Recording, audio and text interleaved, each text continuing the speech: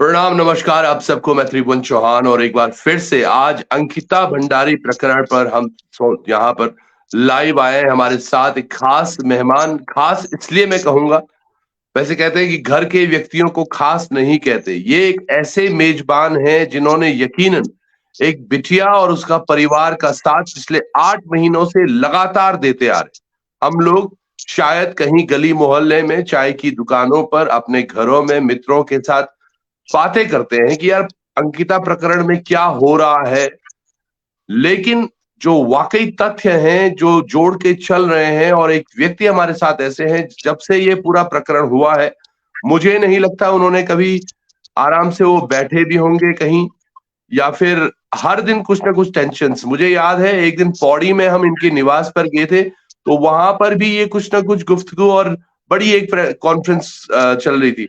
तो बहुत बहुत स्वागत भी है सर आपका, और बहुत बहुत धन्यवाद, आभार भी आशुतोष नेगी जी। धन्यवाद चौहान जी। और देखिए, ये एक सामाजिक जिम्मेदारी होती है और मेरे लिए तो बहुत नजदीक का मामला है ये। तो इसको गंभीरता से देखना जरूरी है क्योंकि अगर इसमें एक अच्छा न्याय मिल जाएगा तो फिर आगे कहीं न कहीं हम ये सोच सकते हैं कि हमारी जो बच्चियां आगे जॉब के लिए निकलेंगी, कहीं न कहीं उनको हम एक सुरक्षित वातावरण दे पाएंगे। धन्यवाद जी, आपका बहुत-बहुत। आशुतोष जी, बिल्कुल। तो जितने भी लोग जुड़े हुए हैं, मैं आप लोगों से ये जरूर एक बारी दरख्वास्त करूंगा, क्योंकि ये मुहिम को थोड़ी सी ऊर्जा मिली है। जो कल चीजें हुई हैं, उसके बाद थोड़ा ऊर्जा जरूर मिली है, क्योंकि जो चीजें अभी तक चल रहा था प्रकरण, आप सब लोगों का सहयोग शायद वैसे ही अपेक्षित है जैसे इस शुरुआत में आप सब लोग साथ थे। अब ये टाइम है कि जब हम इसको और ऊर्जा से और तीव्रता से आगे फैलाएं, ताकि वो न्याय मिल सके जिसके लिए हम सब लोगों ने पिछले 7-8 महीनों से, या यूं कहें आशुतोष नेगी जी, या फिर अंकिता के माँ पिताजी, या हम सब लोग कितना कुछ कर बैठे हैं इस पे। सर, कल थोड़ा सा मोटा मोटा, वैसे आपने बताया भी, थोड़ा सा लोकार्पण पर आप बता पाएंगे कि क्या कुछ हुआ कल कोर्ट में, क्या कुछ था और क्या हुआ जो बयान हुए। देखिए, कल वहां पे एक अहम गवाही थी और गवाह का नाम था क्या उसका नाम, मैं बोल-बोल के थोड़ा कन्फ्यूज़ भी हो गया हूँ, इतने भी गवाह हो जी चुके जी। हैं। विवेक था उसका नाम, क्योंकि विवेक 2 हैं वहाँ पे, एक विवेक अच्छा। पटवारी था और ये हाँ विवेक जी, हाँ आर्य जी। था। तो हाँ। विवेक आर्य के बयान थे, तो इसमें कुछ चीज़ें बहुत महत्वपूर्ण थी, जिसमें से एक बात उसने 161 और 164 के बयान, 161 मतलब पुलिस के सामने और 164 जो मजिस्ट्रेट के सामने बयान होते हैं, उसमें स्पेसिफिक एक चीज का जोर देके मेंशन किया था कि अंकिता ने उसे बताया था कि 2 सितंबर 2022 को अ, उसको उस दिन बताया जा रहा है कि पुलकित आर्य का उस दिन जन्मदिन था। तो उस दिन वहां पे पार्टी हो रही थी, तो सौरभ भास्कर जो कि मैनेजर है पुलकित का, उसने जो है ड्रिंक्स में या कोल्ड ड्रिंक में उसे कुछ अल्कोहल दिया, शराब दी, और जिससे कि वो बेहोश जैसी हो गई। उसके बाद वो उस होटल के 106 नंबर कमरे में ले गया और वहाँ अंकिता ने इसको बताया, मतलब अंकिता ने अपनी ये जो उसके साथ घटना हुई, ये घटना उसने विवेक को बताई कि सौरभ भास्कर ने उसके साथ वहाँ पे रिलेशन बनाए, फिजिकल रिलेशन बनाए, यानी कि अच्छा। रेप किया उसके साथ। तो ये बहुत बड़ी बात थी और हम भी शॉक्ड हुए थे क्योंकि ये हमारे पास केस डायरी तो थी नहीं। लेकिन हमारा ये सवाल था कि जब इतनी बड़ी चीज़, इतना बड़ा तथ्य पुलिस के सामने आया था, तो लगातार जिस तरह से हम रिज़ॉर्ट के अंदर तमाम चीज़ों की बात कर रहे थे कि वहाँ पे कमरा तोड़ा गया, कमरे के अंदर क्या हो सकता है? तो इस बात पे पुष्टि है एक तरह से, और एक तरह से मुहर लग रही है कि उस रिज़ॉर्ट में क्या चल रहा था। और अंकिता की जो हत्या का मोटिव है, वो भी कहीं न कहीं खुल रहा है कि जिस लड़की का रेप किया गया हो और उसके बाद संभावना है कि उसका कोई वीडियो बना लिया गया हो, फ़ोटोग्राफ बना लिए गए हों और उसके बाद उसे ब्लैकमेल किया गया हो। तो अब वो ये बात अपने बॉयफ्रेंड को तो बता नहीं सकती थी। ये बात पुष्प ने भी हमें बताई थी कि यहाँ तक बात उसने पुष्प को भी बताई थी कि उसे शराब पिलाई गई थी, जबरन शराब पिलाई गई थी या धोखाधड़ी करके शराब पिलाई गई थी। लेकिन उसके बाद उसका रेप हुआ है, ये बात पुष्प को नहीं बताई गई थी। लेकिन नहीं, ये जो अब मुझे ये ध्यान बात है, खुल के सामने आ गई है। पुष्प ने सॉरी पुष्प ने एक बार बताया था कि अंकिता ने उसे बोला है कि उसने शराब के नशे में जबरन उसे पकड़ने की कोशिश की, पुलकित ने। ये उसने बताया था, वो वही शायद बात होगी ये। नहीं, वो पुलकित का तो एक दूसरा प्रकरण है। पुलकित ने किस करने का प्रयास किया था शराब पी के। ये बात भी इसने विवेक ने अपने बयानों में कही है कि ये घटना दूसरे दिन की है। शायद ये 11 सितंबर की घटना है कि 11 सितंबर को पुलकित ने इसे किस करने का प्रयास किया, तो उसने चांटा मार दिया था अंकिता ने पुलकित को। लेकिन ये जो घटना है, ये उससे काफ़ी पहले की है, 2 तारीख की है और जैसा आप जान रहे होंगे कि 28 अगस्त की उसकी जॉइनिंग थी। तो 28 के 4-5 दिन बाद ही उसका एक तरह से वहाँ पे शारीरिक शोषण शुरू हो गया था। और उसके बाद लगातार मुझे जो लगता है, जो आप लोग भी समझ सकते हैं कि अगर उसका वहाँ पे रेप हो गया और उसका संभवतः कोई वीडियो बना लिया गया या उसे ब्लैकमेल किया जा रहा था, तो फिर ये लोग कहीं न कहीं उसको लगातार परेशान कर रहे थे। और ये पूरी-पूरी संभावना है कि लगातार फिर उसको उसका कहीं न कहीं शारीरिक शोषण हुआ हो। एक तो सौरभ भास्कर ने किया ही है, फिर पुलकित की जिस तरह से हरकतें दिखाई दे रही थी कि वो कभी किस कर रहा था और उसके बयानों में ये बात भी आई है कि वो रात-रात को उसका दरवाज़ा खटखटाता रहता था। तो इसका मतलब ये है कि वो आगे भी इस तरह का रहता था कि कहीं न कहीं पुलकित ने भी फिजिकल रिलेशन बनाने का प्रयास किया हो। और 18 तारीख की जो घटना है, उससे फिर पुष्टि हो जाती है कि 18 तारीख को जब पुलकित दिन भर कमरे में घुसा हुआ था और उससे पहले वीआईपी को एक्स्ट्रा सर्विस देने की बात आ रही थी, तो सीधा-सीधा ये लग रहा है कि पहले इन्होंने खुद धोखाधड़ी से उससे फिजिकल रिलेशन बनाए और उसके बाद उसको ये आगे चाह रहे थे कि एज़ अ प्रोस्टिट्यूट उसे रिज़ॉर्ट में यूज़ करें। और जैसा मैंने आज सुबह एक खुलासा भी किया है कि वहाँ पे 16 तारीख को कौन गेस्ट आए थे। तो उसमें कुछ प्रॉपर्टी डीलर थे, जिसका नाम एक धर्मेंद्र प्रधान है, जो कि केंद्रीय मंत्री भी धर्मेंद्र प्रधान है, लेकिन वो नहीं है ये, दूसरे धर्मेंद्र प्रधान हैं, गौतम बुद्ध नगर यूपी के हैं। तो ये वहाँ थे, एक इनके साथ कोई राजीव करके बताया जा रहा है, वो गुड़गाँव का प्रॉपर्टी डीलर बताया जा रहा है और एक नितिन करके बताया जा रहा है रुड़की का, जिसने कमरे बुक करे थे। तो ये पूरी-पूरी संभावना हो सकती है कि इन लोगों ने फिर वहाँ पे डिमांड की हो, लड़की की डिमांड की हो और एकमात्र लड़की उस रिज़ॉर्ट में अंकिता थी और जिस तरह से लगातार उसका शारीरिक शोषण कर रहे थे, तो फिर इन्होंने सोचा कि अब इसे में एज़ अ प्रोस्टिट्यूट भी यूज़ करें। तो ये पूरी प्रबल संभावना है कि कहीं न कहीं 16 तारीख को जो घटनाक्रम हुआ है, उसमें इस तरह की कोई बात हुई हो, क्योंकि मुझे अभी कुछ यमकेश्वर से कुछ फ़ोन कॉल भी आए हैं और उसमें ये निकल के आया है कि वहाँ पे जो प्रॉपर्टी का कारोबार चल रहा है, उसमें बहुत सारे लोग वहाँ पे आ रहे हैं और उसमें कहीं न कहीं जो स्थानीय विधायक हैं, रेणु बिष्ट, उनके पति जो है और उनका बेटा जो है, वो प्रॉपर्टी के कारोबार में सहयोग करते हैं बाहरी लोगों को। तो संभव अच्छा। है कि ये गेस्ट जो हैं, वो रेणु बिष्ट के ही गेस्ट हों। देखिए, मैं कोई आरोप नहीं लगा रहा हूँ। ये बातें वहीं से यमकेश्वर से निकल के आ रही हैं कि इस तरह के कारोबार भी वहाँ पे चल रहे थे। तो संभव है कि ये गेस्ट जो है, वो स्थानीय विधायक के हों। वो अमन जो उनका बेटा है, अमन बिष्ट है और जो निहाल बिष्ट उनका नाम है उनके पति का, ये लोग अगर हों उसमें, तो ये कहीं न कहीं उन्होंने उनके द्वारा बुलाया गया हो और कोई प्रॉपर्टी की बड़ी डील हो रही हो और उस बीच ये बात हुई है कि भई इस लड़की को भी पेश करिए। तो कहीं न कहीं फ़ायदा का सौदा लगा हो पुलकित को, तो इन्होंने फिर इसको प्रेशराइज़ किया क्योंकि शायद कोई बड़ा फ़ायदा उनको हो रहा हो। तो ये प्रबल संभावनाएँ हैं। अब देखिए, संभावनाओं पे और असम्पशन पे ही चीज़ें निकलती हैं। तो इस तरह का घटनाक्रम है। तो जो नहीं, वीआईपी इस की पर चोरी। जो आपने चीजें बोली हैं नेगी जी, जी, कनेक्शंस जो आपने बात की, याद कीजिएगा आप, वो रात जिस दिन बुलडोजर पहली बार चलाया गया था, वो भी विधायक ही थी। और बिल्कुल। जिस हिसाब से आज एक दिन में मैं खबर भी कर रहा था कि किस तरह से भाजपा का जो वॉशिंग मशीन है, ये अपने नेताओं को साफ करने का कार्य कर रही है। चाहे वो 7-8 पार्षद वो जो कि भारद्वाज के घर पर गए थे, चाहे वो अभिषेक पंत का प्रकरण हो जो विद्युत विभाग के कर्मचारी को थप्पड़ मार के आ जाते हैं, या यहाँ पर रेणु बिष्ट की मौजूदगी उस दिन रात को, और ये बात भी आई थी कि वो रात को 2:30-3 बजे तक वहां खड़ी थी जब बुलडोजर चल रहा था। एक बार बीच में रुका भी, फिर चला, और उसके बाद सारा उन्होंने ठीकरा फोड़ दिया जब लगा कि यार ये तो बात बिगड़ गई, उन्होंने ये डीएम साहब पर डाल दिया। लेकिन बिल्कुल सही कहा है आपने, वो प्रॉपर्टी वाले ही लोग थे जो वहां आए थे, और प्रॉपर्टी का क्योंकि डीलिंग इनके पुत्र भी कर रहे हैं, तो अगर ये कनेक्शन पर वही बात है नेगी जी, अब देखिएगा जब 4 तारीख ये केस डायरी में दर्ज था कि रेप हुआ है, रेप की बात कही गई है, तो क्यों नहीं पुलिस ने इसको और अधिक तरीके से खंगाला, ये बड़ा एक प्रश्न है।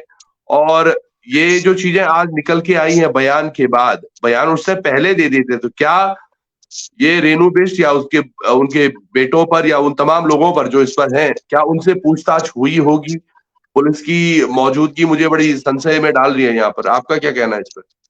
देखिए, मेरा इसमें ये कहना है कि देखिए रेणु बिष्ट जी जिस तरह से इस पूरे प्रकरण में उनकी संदिग्ध भूमिका रही, और जिस तरह से ये निकल के आ रहा है कि गुड़गांव के या यूपी के जो ये प्रॉपर्टी, हरियाणा यूपी के जो प्रॉपर्टी डीलर हैं, वहां पे लगातार रिजॉर्ट बनाने के लिए जमीनें खरीद रहे हैं, और इन लोगों को बहुत आसान लगता है जब एक विधायक का संरक्षण मिल जाता है, जब एक विधायक का, स्थानीय विधायक का संरक्षण मिलता है, तो कोई भी प्रॉपर्टी का काम करना, पटवारियों से कोई काम करवाना बहुत आसान होता है, क्योंकि जब विधायक का या मंत्री का फोन आ जाएगा, तो जो सरकारी अमला होता है वो बहुत तेजी से काम करता है, ये आप जान रहे होंगे।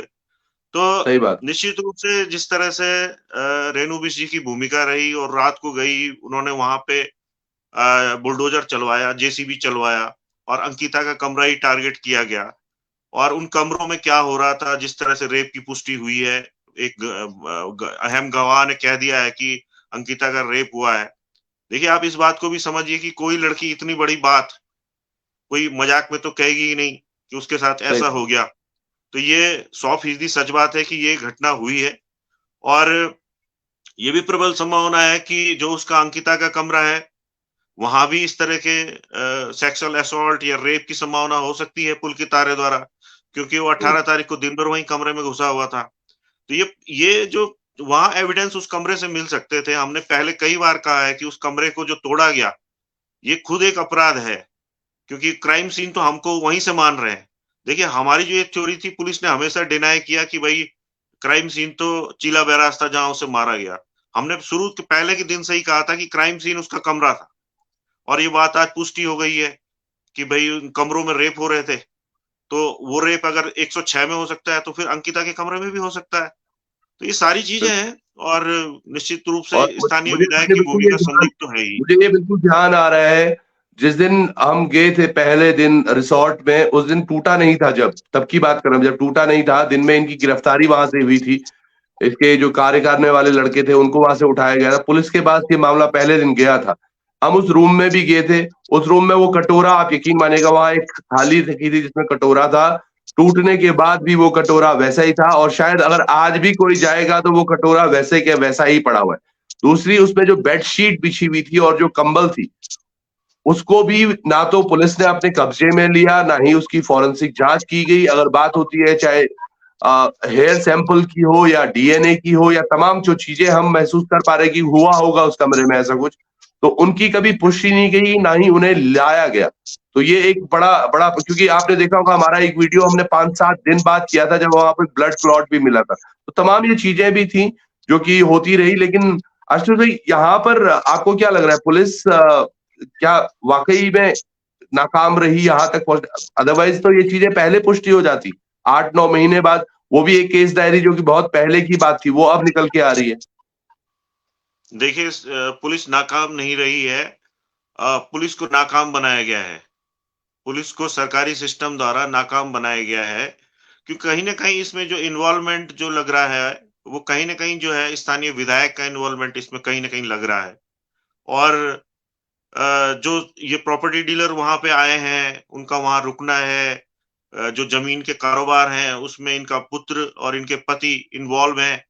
तो निश्चित रूप से कहीं न कहीं चीज़ों को छुपाने का प्रयास किया गया है स्थानीय विधायक द्वारा, साक्ष्यों को नष्ट करने का प्रयास किया गया है। लगातार इनकी उपस्थिति अक्यूज़्ड के साथ थाने में दिखाई दी है। जो लक्ष्मण हम्म। झूला थाना था, वहां पे लगातार वो सक्रिय रही। तो मुझे तो नहीं लगता है कि वो अंकिता के लिए कहीं सक्रिय थी। वो सक्रिय मुझे लगता है कि कहीं न कहीं जो अपराधी हैं, जो कि मुझे लगता है कि इनके गेस्ट भी हो सकते हैं, उनको बचाने के लिए रहा है। और अब ये बात तो देखिए पुलिस ने तो छुपाई है, और छुपाने का कारण या दबाने का मामले को जो पूरी कहानी है, ये तो श्रीनगर तक भी आपने देखी कि वहाँ पे भी जब बात हो रही थी कि भाई दोबारा से पोस्टमार्टम करिए, तो पोस्टमार्टम अगर वहाँ पे दोबारा होता तो ये सारे जो सेक्सुअल असॉल्ट और रेप तमाम चीज़ें जो निकल के आ रही हैं, कहीं न कहीं उसकी संभावना बढ़ती। अगर ये किसी प्राइवेट एजेंसी द्वारा डिमांड की जाती है कि भाई हम एम्स पे विश्वास नहीं करते हैं। एम्स एक सरकारी संस्थान है, और सरकारी संस्थान में फिर एमएलए का वहाँ पे दखलंदाजी वहाँ पे भी हो सकती है। वहाँ पे भी दबाव बनाया जा सकता है। तो वो पहले थी भी भी आपने वहां, कई केस। लोगों ने पत्थर मार के उनकी गाड़ी तोड़ी थी, हम वहीं पर थे उस समय। वो पहुंची भी जी, थी, जी। एम्स भी पहुंची थी वो। जी, जी, जी। तो एम्स पहुँची तो मुझे नहीं लगता कि वो कुछ अंकिता को न्याय दिलाने के लिए वहाँ पे पहुँची थी। वो कुछ और वजह से वहाँ पे निश्चित रूप से पहुँची थी। तो सारा चीज़ें जो है लगभग-लगभग स्पष्ट हमारे माध्यम से जो मीडिया में हम लोगों ने प्रयास किया या आपने प्रयास किया, या विजय रावत, पर्वतजन उस समय देखते थे, अब विजय पथ वो देख रहे हैं। हम 2-3 लोग तो वहाँ पे लगातार सक्रिय थे। तो हमने जो भी फैक्ट्स निकाले और जो चीज़ें संभावनाएँ हमने उस समय व्यक्त की, आज वो संभावनाएँ जो है एक हकीकत बन के गवाहों के माध्यम से सामने आ रही हैं। तो हम्म। अब एक ही रास्ता मुझे दिखाई दे रहा है कि जो सुप्रीम कोर्ट में सीबीआई इन्वेस्टिगेशन की हमारी पिटीशन है, जो एडमिट भी हो गई है। मुझे लगता है कि अब जिस तरह से गवाह बोल रहे हैं कि रेप भी हुआ है, तमाम चीज़ें हुई हैं, और जिस तरह से आज मैंने एक खुलासा और कर दिया कि 16 तारीख को कौन गेस्ट थे, वो सारे प्रॉपर्टी के कारोबार से जुड़े हुए हैं। और ये बात भी निकल के आ रही है कि स्थानीय विधायक का पुत्र, उनके पति वहाँ पे प्रॉपर्टी डीलिंग का काम कर रहे हैं। तो कहीं न कहीं ये बड़ा इन्वेस्टिगेशन का पॉइंट अब बन रहा है। तो मुझे नहीं लगता कि पुलिस, जो स्थानीय पुलिस है, उसने तो अपनी चार्जशीट सबमिट कर दी है। वो तो कोई काम करेगी नहीं अब।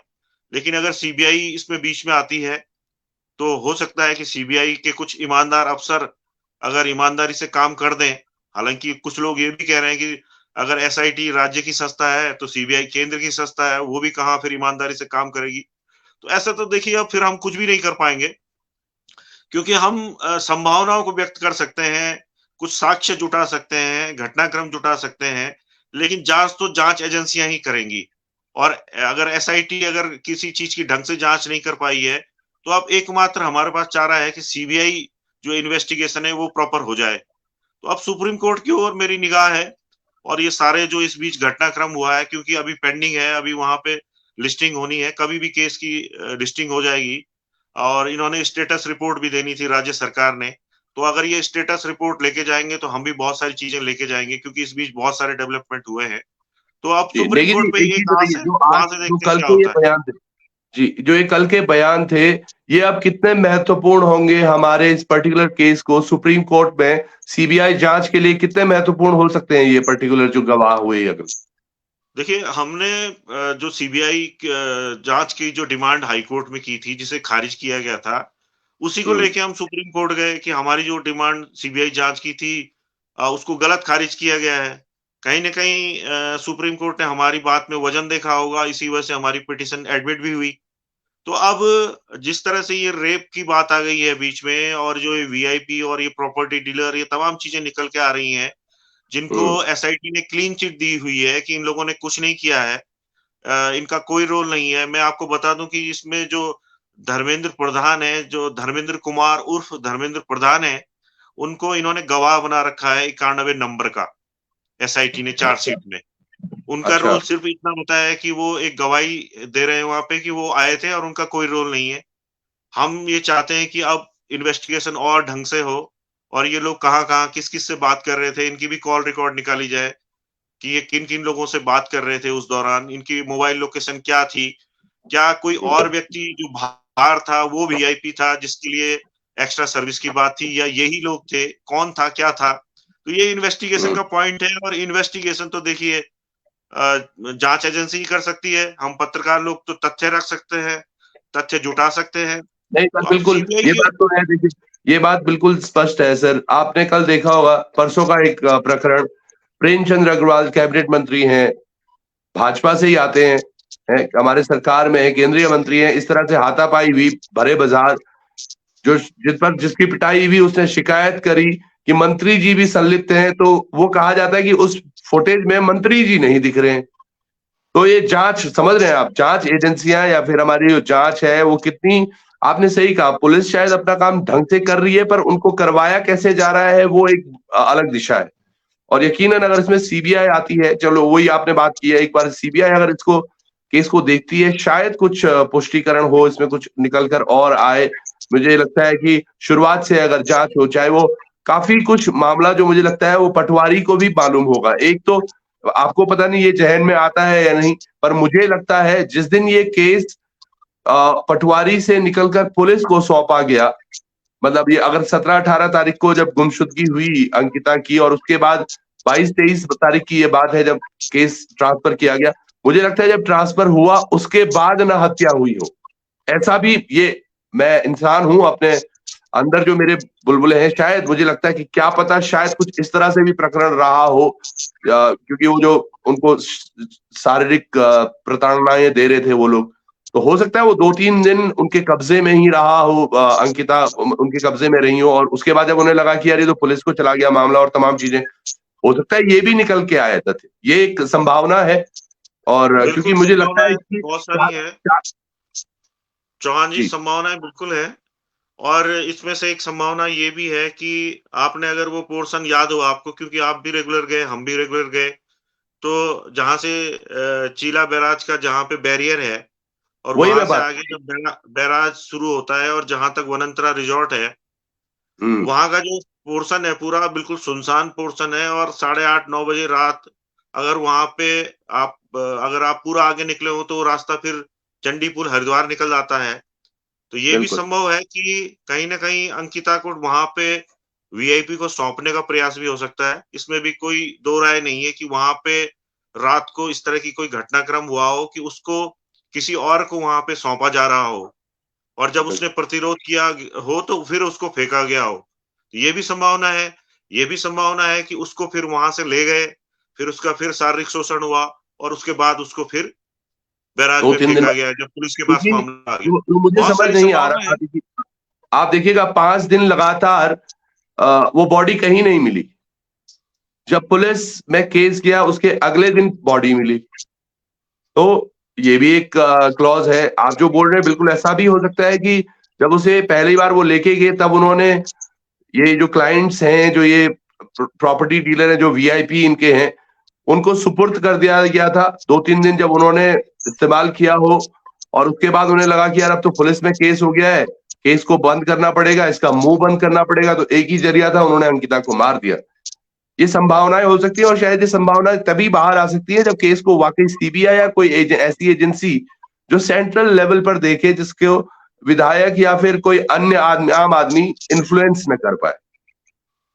बिल्कुल वही एकमात्र अब एक रास्ता दिखाई दे रहा है कि अगर सीबीआई का प्रॉपर इन्वेस्टिगेशन हो और सीबीआई पर कोई दबाव ना हो। सीबीआई पर भी दबाव होते हैं, ऐसा नहीं कि उन पर दबाव नहीं होते हैं। आप देख रहे होंगे कि सीबीआई अक्सर उन मामलों की जांच कर रही है जो सरकार के खिलाफ लोग बोल रहे हैं। सरकार के जो लोग हैं उन पे मुझे तो नहीं नजर आ रहा है कि सरकार के जो लोग हैं जो भ्रष्टाचार कर रहे हैं, बलात्कार कर रहे हैं, उनके खिलाफ कोई सीबीआई इंक्वायरी सेटअप हो रही हो। तो ये भी एक बहुत बड़ी समस्या है। लेकिन मुझे लगता है कि अगर जन भावनाएं जिस तरह से अंकिता केस में जुड़ी हुई हैं, एक सरकार पे भी दबाव होगा, केंद्र सरकार पे भी दबाव होगा। और यही मौका है क्योंकि 2024 में यहाँ पे लोकसभा चुनाव भी होने हैं। तो केंद्र सरकार कहीं न कहीं बैकफुट पे है अंकिता केस नहीं, में। बहुत और अनफॉर्चुनेट है 5 सर, मैं आपको इस बात पे बताऊं, मैं, मुझे याद है और आपको भी याद होगा, ये प्रकरण को 8 महीने हो गए हैं, और शुरुआती दौर था जब हमने कभी पीएम मोदी सर की तरफ से कभी एक ट्वीट नहीं देखा अंकिता के लिए, ना ही हमने उनका ट्वीट या फिर जो रिप्लाई वो लगातार करते रहते हैं मन की बात में। 100 एपिसोड पूरे हो गए, लेकिन परसों उन्होंने युवाओं के बारे में भी बात की, लेकिन उत्तराखंड के युवाओं की बात नहीं हुई जहां पर इतने सारे पेपर लीक हो रहे हैं। तो ये तमाम चीजें हैं, अब कहाँ को दिशा जा रही है, आशा करते हैं कि ठीक एक पोजीशन हो हमारी सरकार की भी, और साथ के साथ न्याय देने वालों की भी। पर अब मैं आपकी यकीनन बहुत तारीफ करना चाहूंगा जिन लोगों को पता है कि आशुतोष नेगी जी कैसे इसमें इन्वॉल्व हैं, जिनको नहीं पता मैं आपको बता दूं, पिछले 8 महीने से लगातार उस परिवार के साथ कंधे से कंधा मिलाकर कई जगह अपने पैसे खर्च करके, कई बारी ऐसा भी हुआ जब हमने आपस में बात की थी कि सर आपको अगर फाइनेंसेस चाहिए हो तो हम इसको क्राउड फंडिंग कर सकते हैं, तमाम चीजें भी आई, काफी लोगों ने मदद भी की बढ़ चढ़कर, काफी लोगों ने इनको हौसला भी दिया। पर यकीनन सर आपका जो कार्य की इसमें पूरी रणनीति थी वो वाकई काबिले तारीफ है। आप एक लॉयर भी हैं और उसके साथ साथ आप पत्रकार भी हैं। तो मुझे लगता है अब तो पत्रकारिता के साथ साथ लॉयर आप बहुत ज्यादा हो गए हैं, पिछले 5-6 महीने से हाई कोर्ट, सुप्रीम कोर्ट सब जगह देख रहे हैं अब तो। बिल्कुल पिछले 6-7 महीने से तो मैं एक तरह से पत्रकारिता में कम इन्वॉल्व हूँ और मुझे भी लगता है कई बार कि शायद अब मैं वकील ज़्यादा बन गया हूँ और उस तरह से चीज़ों को देख रहा हूँ। क्योंकि मुझे भी ये लगता है कि मैं 10 छोटी घटनाओं पे खबरें बनाऊँ, उसके बजाय एक ऐसा बड़ा मुद्दा जो उत्तराखंड की जनभावनाओं से जुड़ा हुआ है, देश की जनभावनाओं से जुड़ा हुआ है और विदेशों तक लोग चिंतित हैं, विदेशों तक फ़ोन आते हैं कि भई अंकिता केस में क्या हो रहा है? एक मासूम बच्ची का इस तरह से ब्रूटल मर्डर हुआ और उससे पहले अब हुँ, तो रेप भी हो गया, रेप एंड ब्रूटल मर्डर हो गया अब तो ये। तो rarest of the rare type का ये केस बन रहा है। तो निश्चित तौर पे मुझे भी लगता है कि अब अन्य मामलों को मैं देखूँ उसके बजाय मैं इस मामले में अगर कुछ अच्छा कर पाऊँ और अपराधियों को फांसी तक पहुँचा पाऊँ, तो मेरी बड़ी सफलता होगी। और एक करियर में भी एक मुझे लगता है कि खबरें हम लगातार बनाते रहते हैं, तमाम चीज़ें करते रहते हैं, लेकिन कुछ बड़ा और अच्छा कर देंगे जीवन में, तो हमेशा तो दुनिया में हम नहीं रहेंगे। तो कम से कम एक अच्छे काम के लिए आशुतोष नेगी को भी याद किया जाए कि उसने एक नहीं अपने बिल्कुल, जीवन में बिल्कुल कुछ अच्छा किया काम जाएगा, किया था। तो ये मेरा मिशन है बिल्कुल किया और जाएगा। लोग इसमें सहयोग कर रहे हैं। मैं सभी लोगों का धन्यवाद करता हूँ और ख़ास तौर पे आपका, विजय रावत का तो मैं विशेष धन्यवाद करता हूँ क्योंकि जितना मैं प्रयास कर रहा हूँ, आपका प्रयास और आपका योगदान भी कम नहीं है। नहीं, नहीं, आपका बहुत-बहुत धन्यवाद, समय भी हो चला है और यकीनन जिस हिसाब से आप कार्य कर रहे हैं, कहीं पर मुझे लगता है उत्तराखंड की जनता अब संभल चुकी है और वो अंकिता बिटिया जिसके बारे में हमेशा मैं कहता हूँ कि उसकी मौत को ज़ाया मत होने देना, ये एक शहादत मैंने एक शब्द दिया था बिटिया को, क्योंकि उसने ना बोलना सीखा है और ना बोलकर आज भले ही उसने अपनी ज़िंदगी दाँव पे लगाई और वो चली गई हम सबको छोड़कर, लेकिन उसने ना बोलना सिखाया। उन पैसे वालों के मुँह पर तमाचा मारा उस बिटिया ने, जो कि एक नॉर्मल गाँव से आई थी। किन परिस्थितियों में वहाँ रही होगी, क्या कुछ उसने झेला होगा, हम कल्पना भी नहीं कर सकते और मेरा यही मानना है कि ये अब बिल्कुल rarest of the rare cases में आ चुका है और होना चाहिए इसको कि अदालत भी इसी तरह संज्ञान में ले। माननीय अदालत को मैं यही अगर समहाउ ये वीडियो वहां तक पहुंचती है तो आप सब आप देखिएगा कि किस तरह से ये चीजें हुई हैं एक बिटिया के साथ और ब्रूटल तरीके से कितना क्या कुछ उसने सहा होगा मात्र वो 1 महीने में जब वो वहां उस रिसॉर्ट में रही और क्यों वो रिसॉर्ट अब तक भी किस तरह से वो संचालित हो रहा होगा क्योंकि बीच में मैंने सुना था इन्होंने इन्होंने एप्लीकेशन भी डाली थी उसमें अपना अपना वापस से काम शुरुआत करने की ये जी, विनोद आर्य ने। जी बिल्कुल एक्चुअली क्या है कि जो वहाँ पे पुलिस लगाई गई है, वो केवल उस रिज़ॉर्ट, उस प्रॉपर्टी की प्रोटेक्शन के लिए लगाई गई है। वो कभी भी सीज़ नहीं किया गया। क्योंकि ये बात कोर्ट में जब आई और जब ये उसको रिलीज़ करने की बात आई, तो पुलिस की तरफ से ये बात रखी गई कि रिज़ॉर्ट सीज़ नहीं है। तो रिज़ॉर्ट कभी भी सीज़ नहीं था और आप समझ रहे हैं कि राजनीतिक संरक्षण इस मामले में है ही। जो विनोद आर्य हैं, वो बीजेपी के राज्य मंत्री रहे, उनका भाई, इसका पुलकित ये का भाई। ये चीज मैं जनता को बोलना चाहता हूँ जो आपने अभी सुना ये जी, मैं अगर पहले बोलता तो शायद आपको लगता कि मैं दूसरी तरफ बोल रहा हूँ पर आप समझिएगा वो रिसॉर्ट जिसमें इतना सब कुछ हुआ वो कभी सीज नहीं है जो वहां पर पुलिस थी वो इसलिए है ताकि प्रोटेक्ट किया जाए क्योंकि 2 बार वहां आगजनी हो चुकी है और मुझे जो लगता है पहली बार जो आगजनी थी वो था कुछ सबूतों को साथ छेड़खानी की जाए दूसरी बार जो था कि कहीं अगर उन्होंने उसके लिए अगेंस्ट कुछ इंश्योरेंस वगैरह किया गया हो उसके लिए क्लेम करने के लिए तमाम चीजें और सोचिएगा इतना बड़ा कांड होने के बाद और ये एकमात्र रिसोर्ट नहीं है कुछ दिन पहले एक रिसोर्ट नंदा की चौकी के आगे जाकर वहां देह व्यापार चल रहा था बड़े पैमाने पर जिसमें अरेस्टिंग भी हुई 6-7 लोगों की 11 लड़कियां वहां मौजूद थी वो रिसोर्ट भी अब तक सीज नहीं हुआ तो समझिएगा हम देवभूमि कह रहे हैं पर एक्चुअली ये जा कहाँ रहा है और संरक्षण किसका है, ये बहुत महत्वपूर्ण है समझना कि जो सरकारें उत्तराखंड को बना सकती हैं वो किस तरह के लोगों को संरक्षण भी दे रही है। बहुत बहुत धन्यवाद आपका आशुतोष जी। यकीन मानिए आपने दिल जीता है पूरा उत्तराखंड का और उत्तराखंड की जनता आपको इतना ही प्यार देती रहे। बहुत बहुत धन्यवाद और आभार सभी लोगों का। साथ देते रहिएगा आप आशुतोष नेगी जी का और जागो उत्तराखंड से ही आते हैं। बहुत बहुत धन्यवाद सर एक बार पुनः। धन्यवाद चौहान जी, धन्यवाद, बहुत बहुत धन्यवाद। नमस्कार।